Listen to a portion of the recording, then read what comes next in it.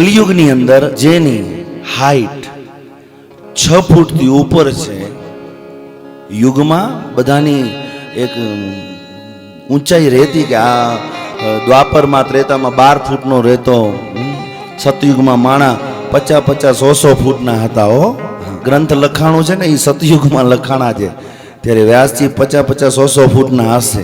હું કદાચ મેં સતયુગ નથી જોયો, તમે જોયો છે? મેં નથી જોયો, દ્વાપર નથી જોયો, ત્રેતાય નથી જોયો, કલિયુગમાં બેઠા છીએ એટલે કહું. અને આધાર શાસ્ત્રોનો લઉં છું.